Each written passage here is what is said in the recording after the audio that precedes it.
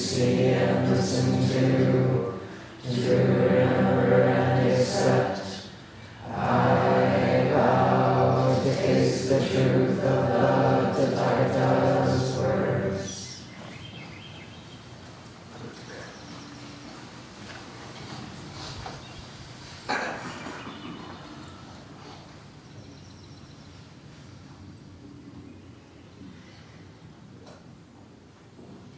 Good morning. Thank you for coming out on a typically cold, foggy summer morning at Green Dragon Temple. My name is Kokyo, and I have lived and practiced here for many years in the past, but I'm just visiting now for a few days to help out with a ceremony.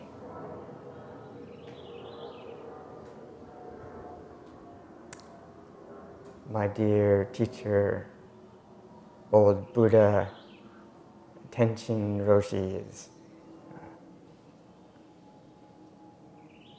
doing what we call a Dharma transmission ceremony for one of his senior students, Reverend Timo, many of you may know, who's lived here for many years as well. So it's a great joy to practice with my old teacher again in this way, and to practice with my Dharma brother Timo in this way, in this ceremonial way.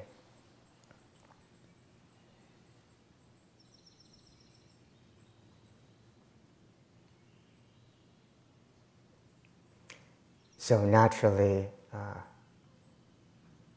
since we're in the middle of these ceremonies these days, that's what's been on my mind. So I thought to share a little bit about this topic with you all today.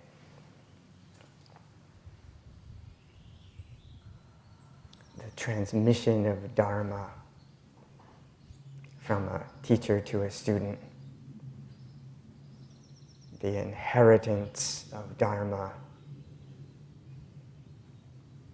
for a student from a teacher.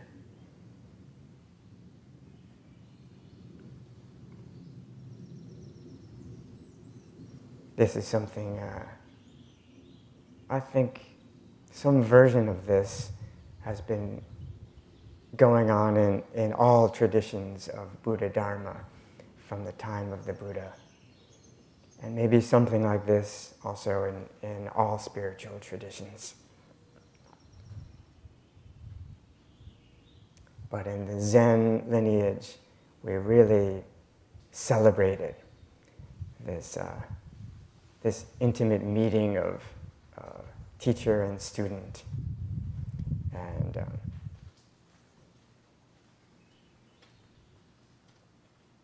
passing something along in a kind of inconceivable way.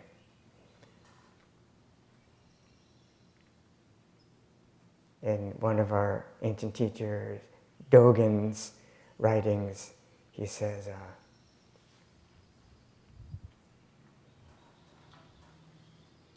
when you first are practicing Dharma, you imagine it's far away from you. But when you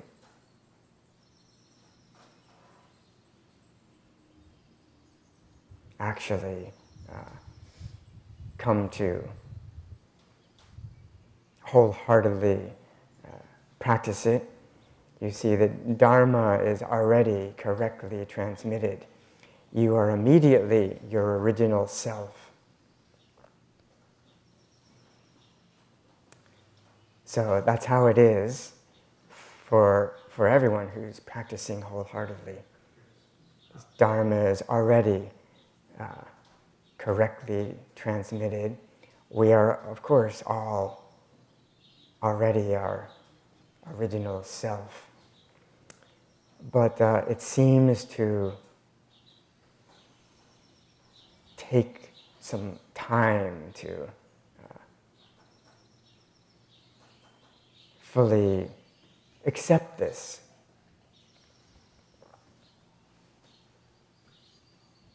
Doesn't it?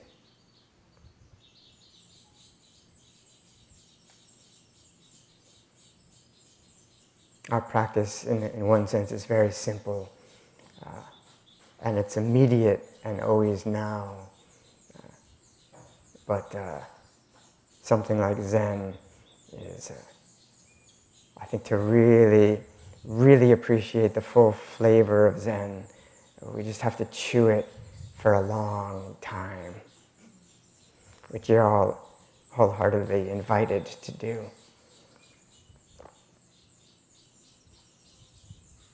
For example, these ceremonies, the way we usually do them at this temple, usually those teachers and students have been practicing very closely together, like living together in the temple for decades, often 20 years, sometimes 30 years. Even though Dharma is already correctly transmitted, and you are immediately your original self, still for the full flavor, we chew it together, teacher and student, for a long time. And living together in this ordinary way, sitting zazen together in the silence. You might say, well, couldn't we just do that on Zoom? And yes, we can sit together on Zoom also, but there's something about breathing the same air, sitting together, doing ceremonies together, chanting together, making offerings together, learning the forms of practice, meeting together. Dokusan means solitary, alone meeting, which, strictly speaking, means when we meet with the teacher in Dokusan, it's like meeting alone. There's no other, there's not really two people, that's too many for Dokusan. Really, it's meeting alone, meeting ourselves. And what do we talk about in these Dokusan meetings? Well, it's pretty open. We share the present, and we share it with words usually, and we explore the Dharma together and our life together. And but it's kind of a formal meeting. We bow to the teacher, and we sit down face to face, very close, and it's very intimate. And I think this is a big part of our practicing teachers and students together, is we meet like this hundreds and hundreds of times.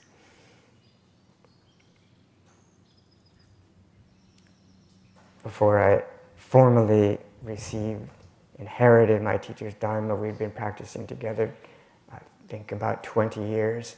And maybe maybe the majority of those years I would meet with him every week.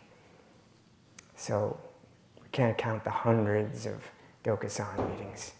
Sometimes extremely boring. Sometimes in these Dokusan meetings, I would be making every ounce of my effort to not fall asleep. And sometimes my teacher, I could see him making every ounce of effort to not fall asleep while I was rambling away about the details of my life.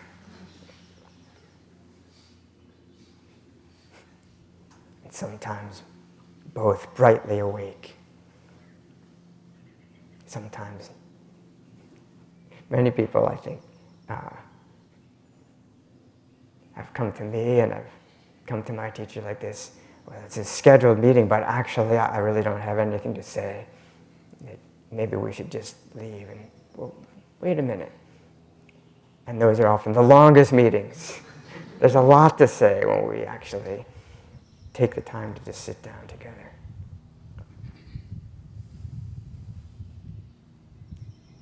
So what is transmitted? I think one of the earliest expressions of this term, mind transmission, transmission of mind in Zen. I think he maybe coined this term, Huangbo, in about the 9th century in China. And he's the one who said, mind is transmitted with mind.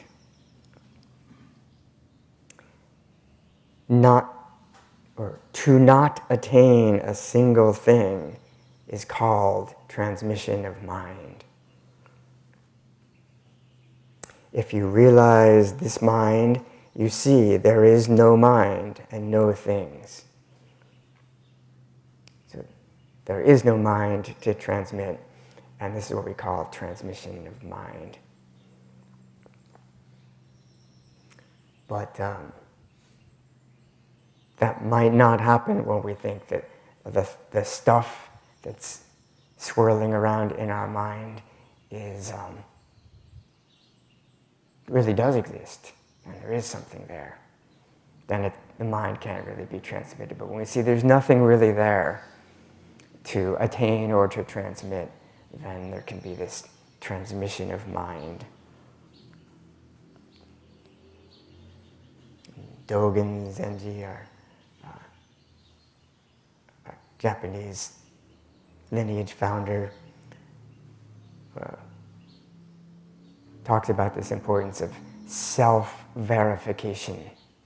He has an essay called Self-Verification Samadhi, absorption in verifying our true self, like by ourselves, right? We verify ourselves. We verify our true self. But this, Dogen says, this self-verification cannot be authentically transmitted unless one is a successor of Buddhas and ancestors.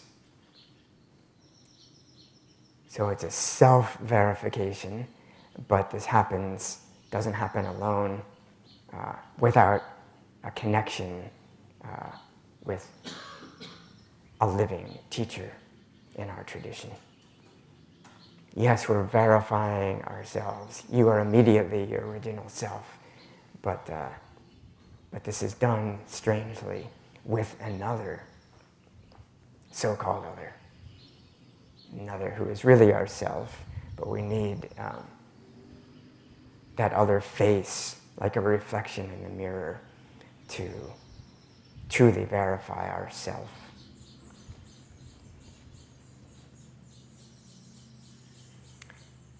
It's hard to say what is transmitted.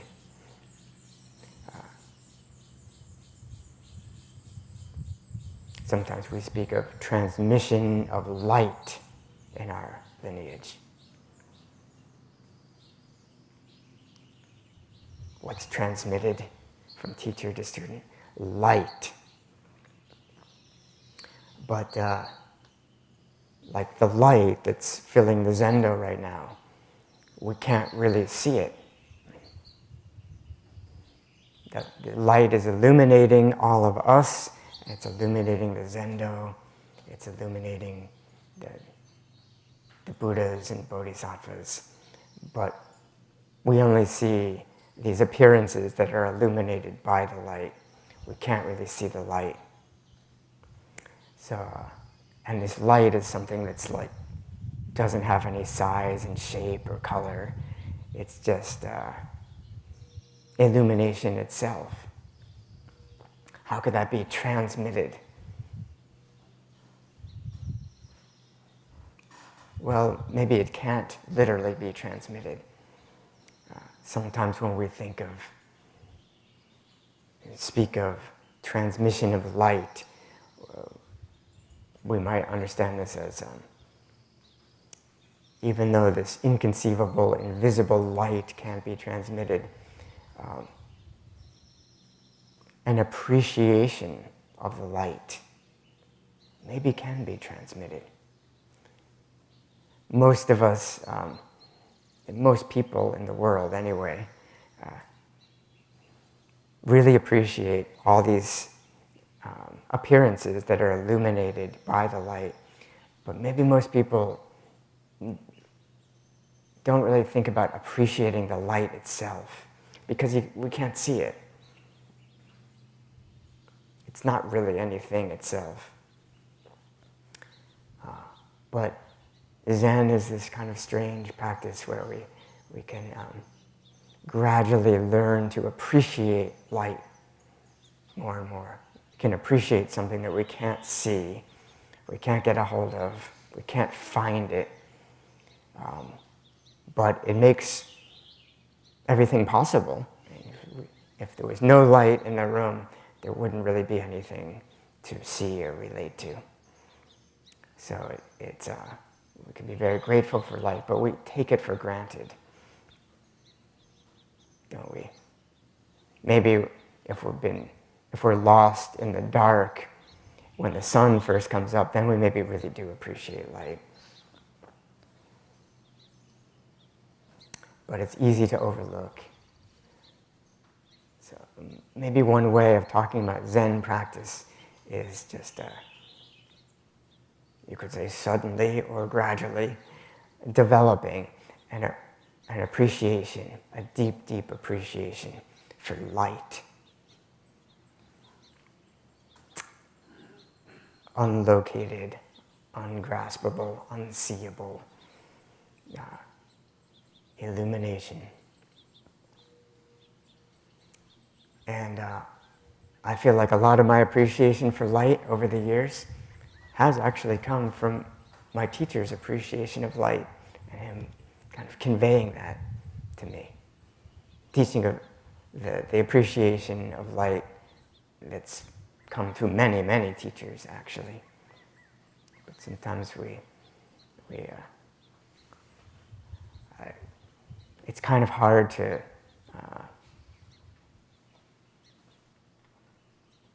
kind of put a finger on why do we feel this kind of connection with some teachers. Maybe sometimes we feel that connection because the way that they appreciate light, we really kind of have some resonance with. I would say that about my teacher, my root teacher, and all my teachers.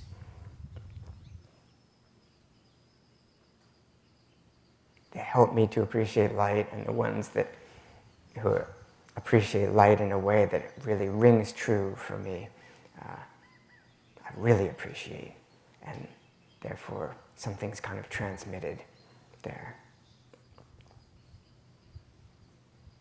Transmission of light appreciation.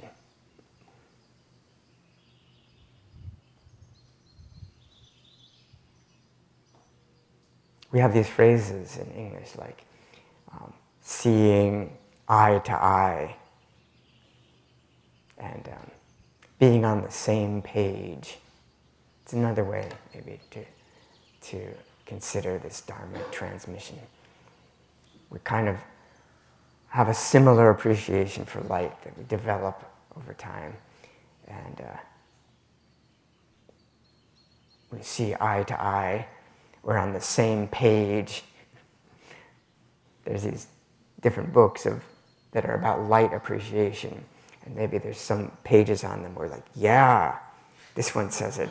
We're on the same page of light appreciation. Page 53.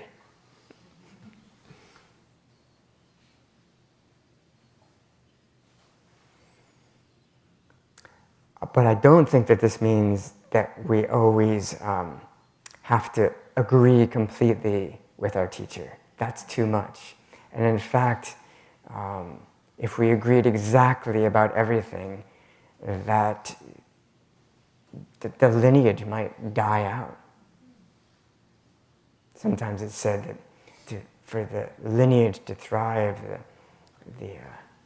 the student has to kind of go beyond the teacher, which might mean that they really appreciate another page in the book while still appreciating some pages. They might be on the same page, but maybe the student likes to read some other pages too. Or the teacher does. So I think that's part of the dynamic relationship, actually any intimate relationship. There's a lot of being on the same page, but not exactly always. So there's many stories in our tradition about not always agreeing on everything. Zen teachers and students, but one that comes to mind is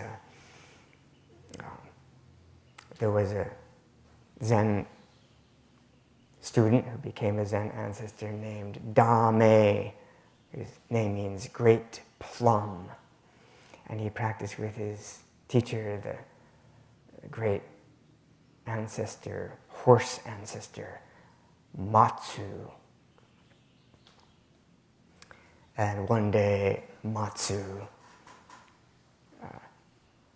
said, either to Dame or to the whole assembly, what is Buddha? Mind itself is Buddha. A famous Zen saying, coined by Matsu. And we don't know how various students of Matsu received that simple, straightforward teaching, but Dame, the great plum, he really received that and joined the same page as Matsu. What page? The page called Mind Itself is Buddha. Dame, when he heard that, had this great awakening. He had a shift of perspective, and he thought to himself, this teaching says it all. Actually, I don't really need any more teachings, but I need to enact this for the rest of my life. And how should I do that? Well, for a while, I think I just want to sit zazen to express mind itself is Buddha. So he left Matsu's with Matsu's blessing, because he wanted to go practice zazen. And some of you know, in the Zen temples, there's sometimes not so much zazen. And so Dame went and built a hut in the mountains and went and just practiced zazen all the time there. And sitting with his teachers, teaching mind itself is Buddha. You could say he was communing directly with his teacher who transmitted that teaching to him. For some time out in the mountains, and later another student of Matsu was hiking in the mountains and came across this hermit in this hut out there and practicing zazen. I'm imagining maybe he didn't even knock on the door because he saw him through the window just sitting zazen. Wow, there's somebody out here? Amazing. And he went back to Matsu and told him, I saw this hermit living in a hut in the mountains. And Matsu, the teacher, said, oh, that must be my student, Dame. I knew that he'd be sitting zazen out in the mountains like that. But could you do me a favor? And it's a long walk out there. My legs don't work so well these days. Can you go have a dialogue with my student Dame? Can you go meet him and kind of check him out for me? Kind of like make sure we're still on the same page. So this monk went out back to the hut in the mountains and knocked on the door and Dame got up from Zazen. She'd been sitting since the monk was last there, and said, "Oh, hi, where are you from?" And the monk said, "I'm from Matsu's place." And Dame said, "Oh, my dear teacher Matsu, what's he teaching these days?" And the monk said, "These days Matsu teaches not mind, not Buddha." And Dame said,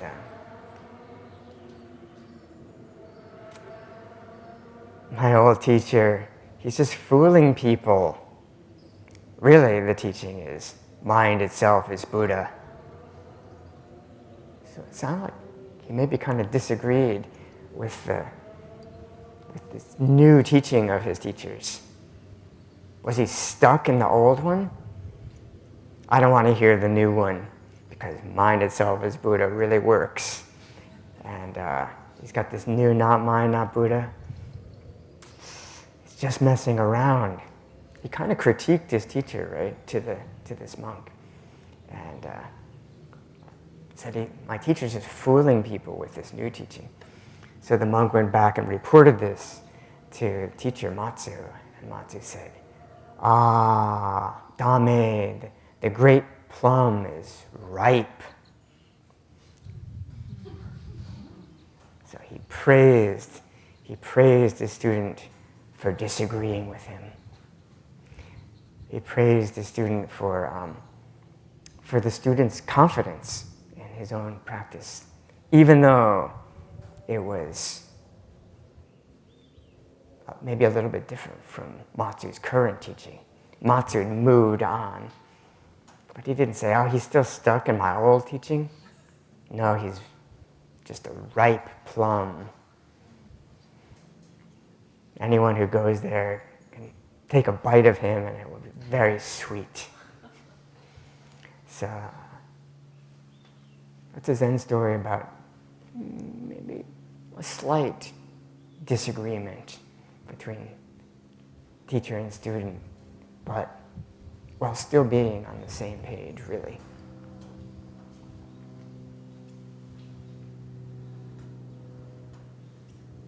So what's transmitted? Appreciation of light is transmitted, and but also within Zen and within all these different spiritual traditions, there's many, many ways to appreciate light. So I think also something is uniquely transmitted that would be like a particular lineage. We could say there's many lineages of light appreciation. But they all have slightly different styles. And it's nice to celebrate and honor the different styles. So we could say the lineage is a particular way of understanding and expressing appreciation of light. And also particular expressions. We might say ritual expressions, or practices like Zazen, ways of being together that are expressing appreciation of light. And they're slightly different amongst all different religions, and even within Buddhism, and even within different Zen lineages.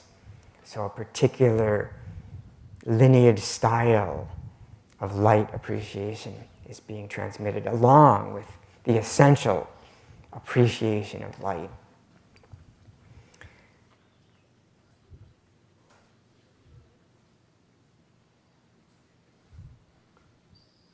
And I think it's another dynamic kind of tension is when we're transmitting a certain style, lineage style, how much of it can change and how much of it can't. If we changed everything completely, like some Zen lineages have kind of gone beyond the whole Zen lineage thing, they don't keep all the forms, they they're just into the light appreciation. I think some Zen teachers would just appreciate light, and so we don't need all this extra stuff, these types of expression, because anything can express appreciation of light. Some, I think, Zen teachers and other teachers feel that way, which is fine, actually, as long as they're appreciating light. But then it's hard to transmit something because they just say, well, just, I love light, and you love light, we love light. Well, that's, I guess, the transmission.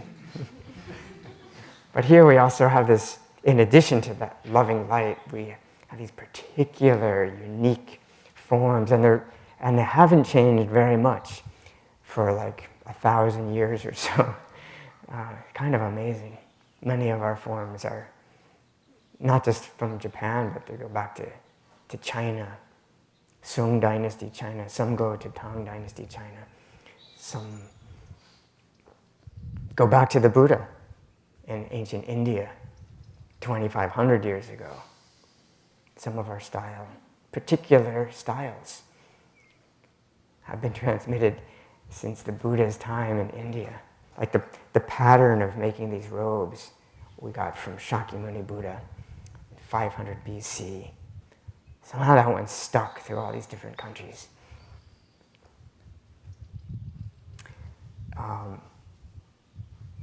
And it's beautiful. That's what makes a unique style of a lineage of light appreciation.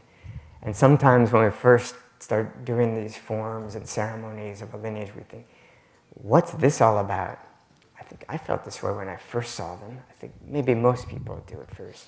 I came here to appreciate light, but they're saying to I have to do these prostrations and chant in Japanese and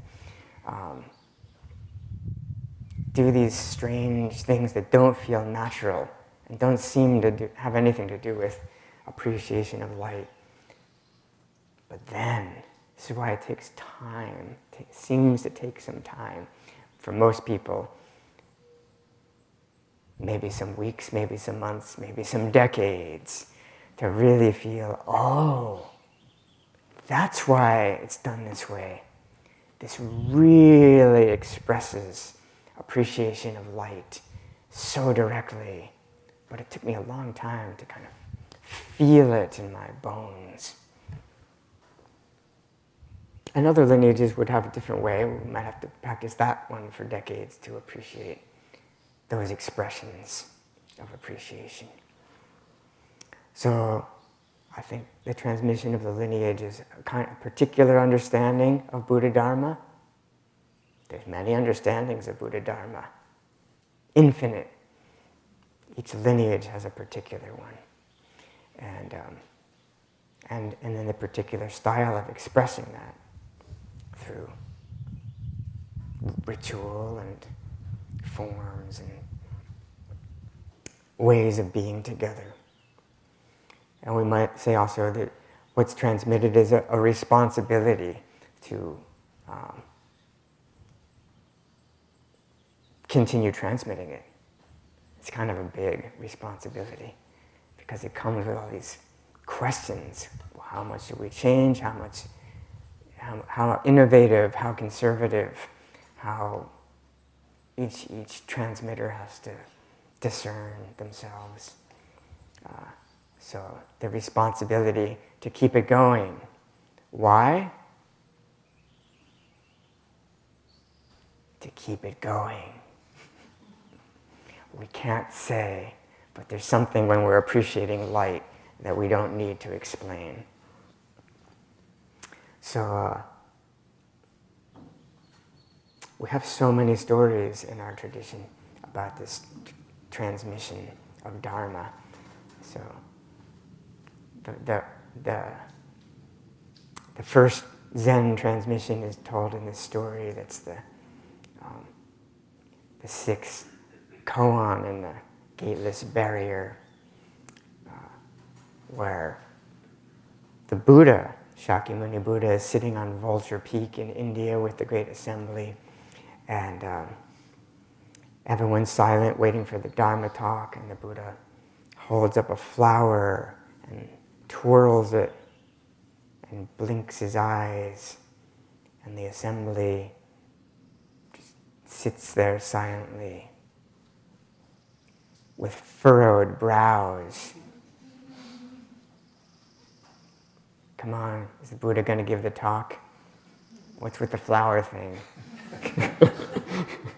And Mahakashyapa, one of the Buddha's disciples, instead of furrowing his brows, his face cracked into a smile. His face broke, his old furrowed face broke into a smile. Everyone else. Maybe they even looked at Mahakashyapa. What's he smiling at? And this was the first Zen, according to Zen, the first transmission of Dharma. And the Buddha said to Mahakashyapa, when he saw that smile, he spoke and said, I have the treasury of the true Dharma eye, the wondrous mind of nirvana, the true characteristic of no characteristic, the subtle Dharma gate, not based on words and phrases, a separate transmission outside all these Dharma talks. And now I entrust this to Mahakashyapa. Thus, the Buddha could pass away into parinirvana, and he left this responsibility to Mahakashyapa. And then the Buddha's disciple Ananda, after being Buddha's attendant for many years after the Buddha's passing, Ananda continued to practice with Mahakashyapa, the Buddha's senior disciple. And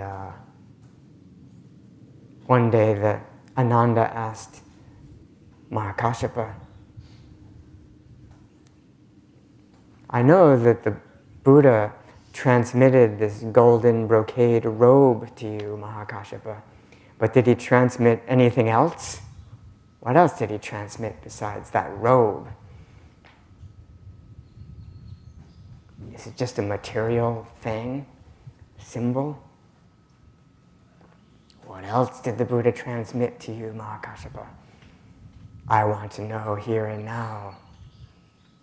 And Mahakashyapa said, Ananda. And Ananda said, yes.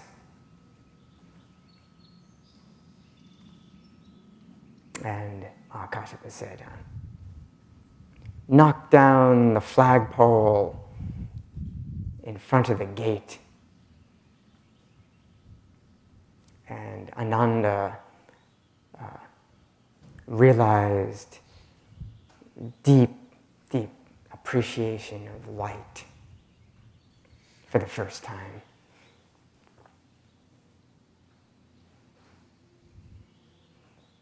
Ananda, yes.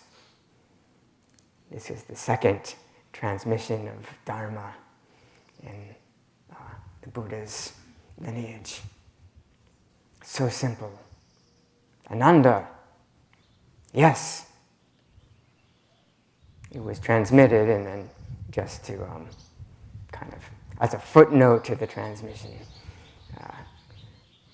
Mahakashyapa said, well, now you can knock down the flagpole. They sometimes would raise a flag when they were giving a Dharma talk, or sometimes it was said they'd raise a flag when they were having a Dharma debate, and one who was defeated in the debate would take down their flag. Who was defeated in this debate? Everyone. So Ancestor Kazan said, not only was Ananda's flagpole knocked down, but Mahakashyapa was knocked down, and all the mountains and trees and the whole earth was like knocked down and crumbled away. this transmission of Dharma. Nothing was left. It was all knocked down. So,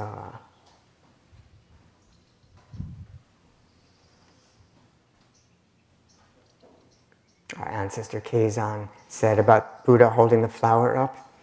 He said, you must meticulously study this holding up the flower and carefully verify it. Understand that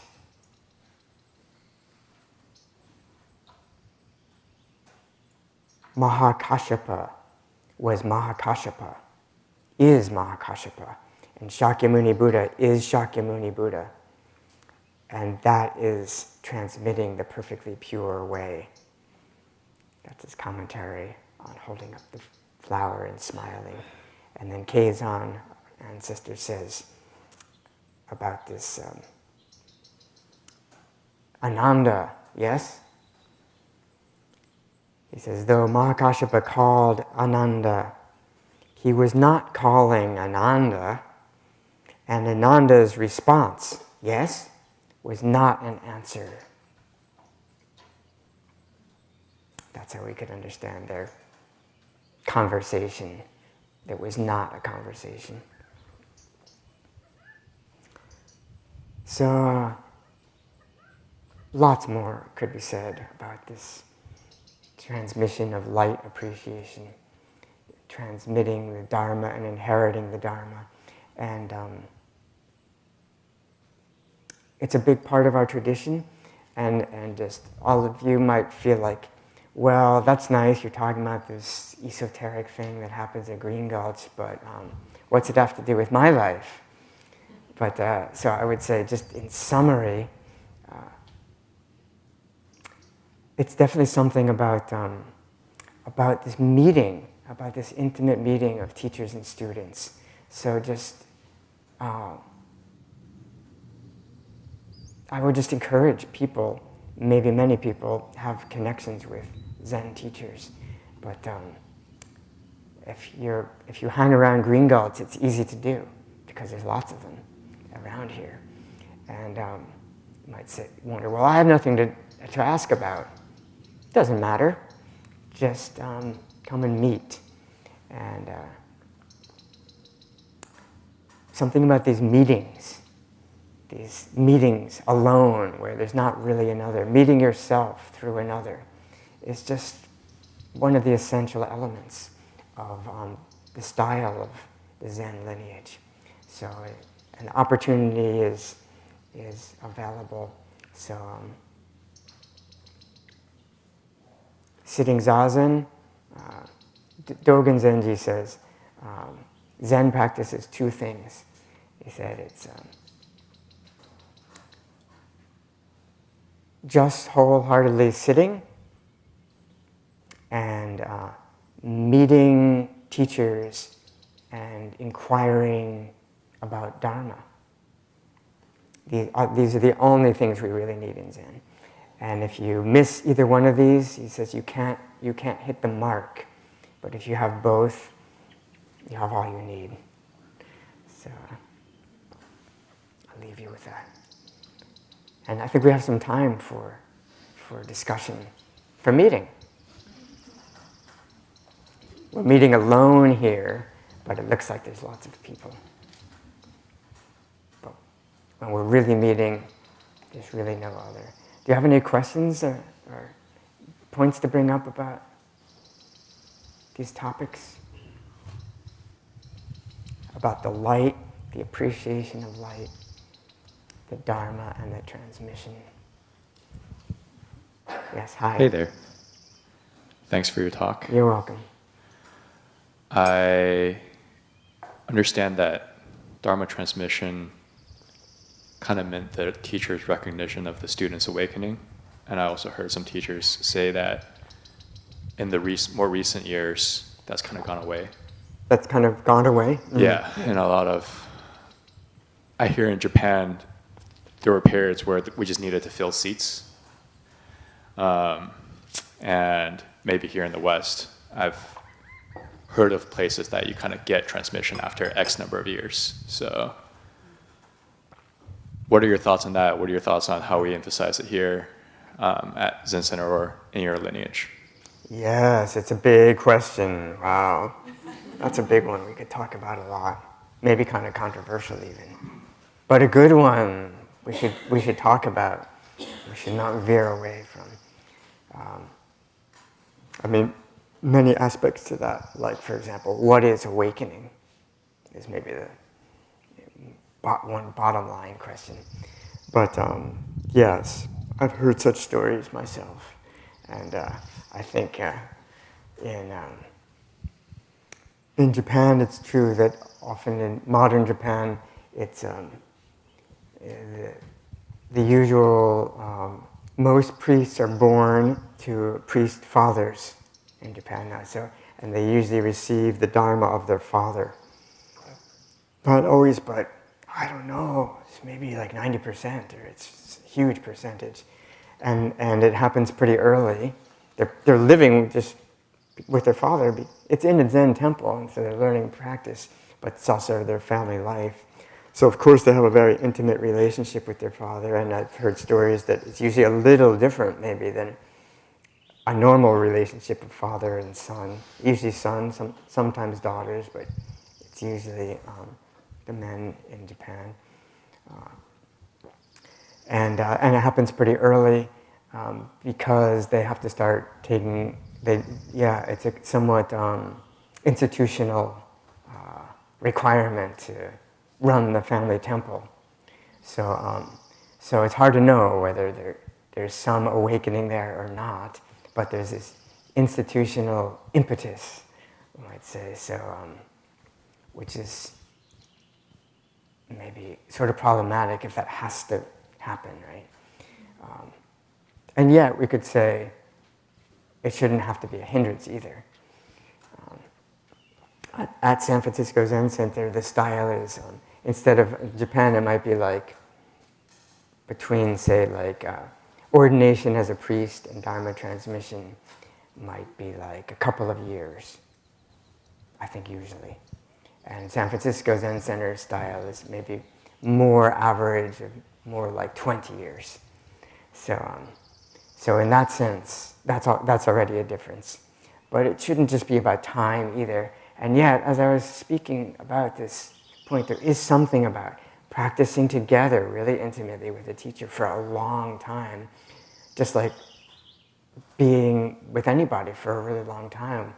We start to like become each other, right? So something like rubs off, right? So very mysterious. So it's less about a particular big breakthrough experience that might not actually play out over time. It may be less emphasis about that, although that's not unimportant, you might say, but more about how does it play out over time, living in the world, expressing. Maybe it's about more about how the light, appreciation of light is expressed. And sometimes there's Zen styles that are more like, well, that just doesn't matter so much, but it's more like how it's seen, the appreciation of light, how it's seen, realized in the mind, and that's all that's important. So one time I remember asking my teacher, I was really into this point of like, what about this, realization of awakening, and how can we, how does a teacher verify that actually? And he said, well, the only way, you can't read another's mind, the only way to really verify it is to watch how it's expressed, actually. So it's like teacher can sort of test it in daily life and ritual and interaction, and see how the student does in all different situations. And that shifted my perspective when I heard that. I thought, oh, well, yeah, he wasn't discounting at all the inner transformation, but he's like, well, we can't really say much about that. I mean, we can talk about it, but to really test it has to be in the expression world. So, and over time, so you could say, maybe it's more pure in a way too, to not like, well, what exactly did they realize, and what is their inner state of mind, or but we just see how it plays out. Is that satisfying or dissatisfying? My next question that I'm not going to ask, I'll pass the mic, but my next question would be, what is awakening? But thank you for your thoughts. Maybe just to tie it into the talk, one way of talking about awakening would be a direct, non-conceptual,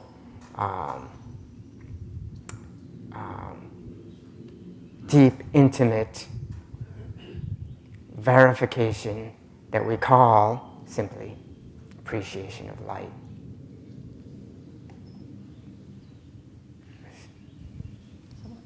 Yes. Here's a hand reaching into space. Yes. Hi, thanks for standing. Is transmission permanent? Oh, is transmission permanent?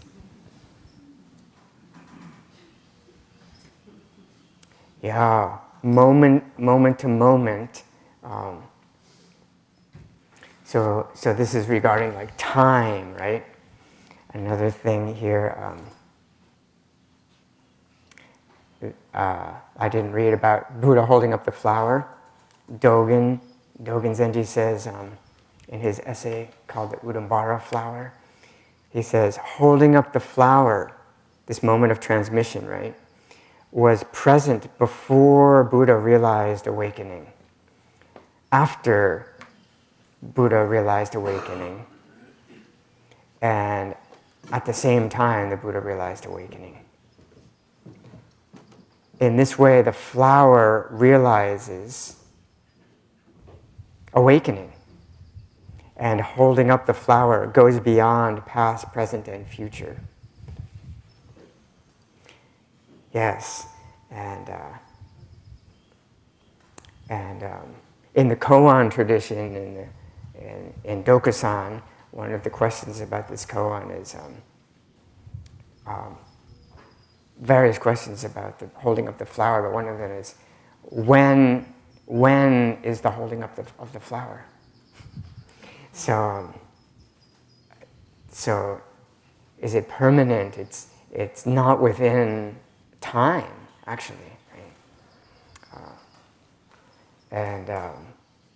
But the ceremonial, ritual expressions, enactments of the transmission happen in a particular time and place, and there's documents where the particular day is recorded. And then sometimes I've heard that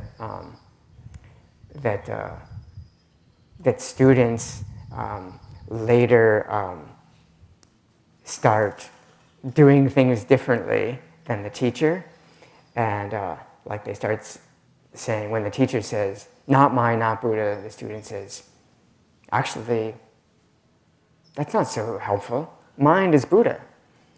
And then the teacher says, I'm going to take back my transmission. I've heard about that. I've never heard about that in our Suzuki Roshi lineage. But I think it's not quite right. It's not possible, actually. So that's messing around with politics, I would say.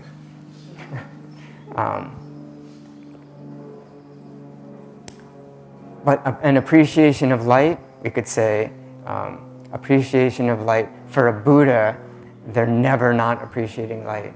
But us bodhisattvas, and even Dogen says, the Zen ancestors are not Buddhas. Maybe nobody's heard that. I was surprised. He said that the ancestors of our lineage are not Buddhas. They're bodhisattvas on the path.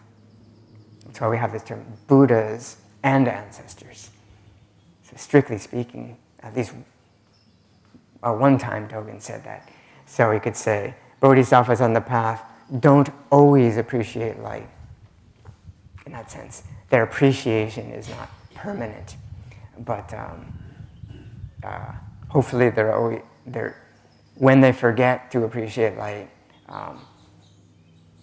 if anything reminds them, they're able to find the appreciation pretty quickly.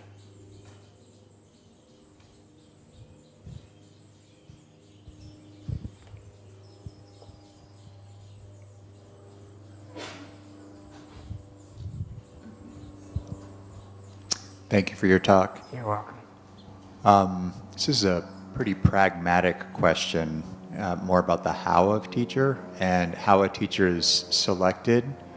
How does it work? Are there multiple teachers at times? If a teacher either leaves that particular Zen center or passes away, what's sort of the process for that? Yes, great question. These are the practical things, yes, and you're right. Those are all questions that many people have to face, and I would say there's no set formulas for any of that. It's more that all just it's in Japanese they sometimes use this word "en" that means like conditionality. It means like sometimes they talk about it like karmic connection. It just means there's a sense of a karmic connection, mostly from the student side, I think, because the teacher is hopefully just available to anyone who wants to make the karmic connection. Maybe sometimes a teacher might say, we have some stories of the ancients where the teacher is kind of like selecting the student, but usually it's the other way. And so, yes, these days, if teachers move, we have this whole realm of the internet. So everything's always connected. But also it's nice to practice in person with people. So one doesn't have to just have one teacher. We could say, strictly speaking, ritually speaking, for Dharma transmission in our lineage, that's like this one teacher, and that's will always be that one, your root teacher. But you can have many other teachers, and I think it's a blessing to have many different teachers because they all appreciate the light in slightly different ways and help us to do so. So I myself have had many teachers, Zen and other Dharma lineages, and non-Buddhist lineages too. Particularly Tibetan Buddhist teachers. I consider I have a root Tibetan teacher that they speak of. They use that term root teacher as the one who first points out the light, they would say like the true nature of mind, in a way that it like really like rings true, like it creates a kind of shift. And then you might not even practice with that person, but they're forever kind of like your root teacher. And then many, many teachers. So, and how the connections are. Some might be you only speak with them once a year. Some you might not ever meet in person, and they're still teachers. Or you might meet with once in a lifetime. Even some of our Zen ancestors, they met once in a lifetime, and that was like even a transmission. Dogen's main teacher, he only spent like a year or so with him. But he practiced with many other teachers too. So the practicalities are just being open and curious and what resonates, and then hopefully teachers are available. But there's sometimes if they're not that available, if they have a lot of students or something. So yeah, it's very, very intuitive. And I think you used the word selecting a teacher. I don't even know so much if a student selects a teacher or a teacher selects a student. I think it's more like some sort of karmic affinity where it just kind of happens. Just like maybe like in relationships family couples, say, is that, do you exactly select a partner? It's not really like that. Some might talk about it like that, but it's more like, it sort of happens. So it's just helpful to show up. Yes, Yeah, exactly. okay. And meet with lots of teachers, I think. You can meet with lots of teachers without, it's not a big commitment to meet with a teacher. And then over time, you meet with lots. Sometimes they even say, you shouldn't even really take on a teacher, commit to a teacher. As in Buddha Dharma, they say, more, I think, Tibetan tradition. I wanted to find who first said this. I think it goes way back. You should examine the teacher for 12 years before you commit to them. Most people don't even practice with a teacher for 12 years. Who's got the time? But more than 12 minutes is probably good. And examine mean do you feel all kinds of things to examine, but maybe main one is, do you feel some sort of karmic affinity? And it takes maybe getting to know them for a while. Yeah, and we can have many teachers. Kokyo, I see another question, or maybe even two. I just wonder if you'll be outside because we are at time. Okay. Yes. So. How about that? Happy to meet at tea time. It's an endless topic.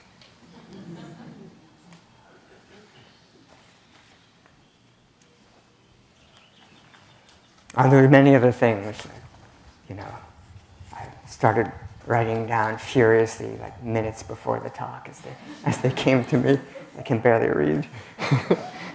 But one of them is just Suzuki Roshi, our lineage founder.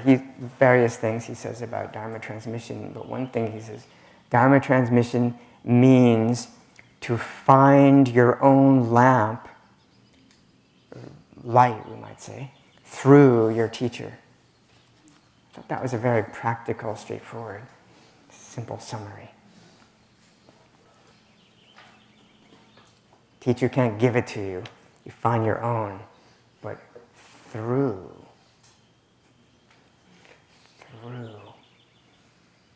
a so-called teacher. It's also said in Zen, really, there are no teachers of Zen. It's not that there's no Zen, but there actually aren't really any Zen teachers. I'll leave you with that. May our intentions equally extend to every need and place with the true merit of Buddha's way. Beings are numberless. I vow to save them. Delusions are inexhaustible. I vow to end them. Dharma gates are boundless. I vow to enter them. Buddha's way is unsurpassable.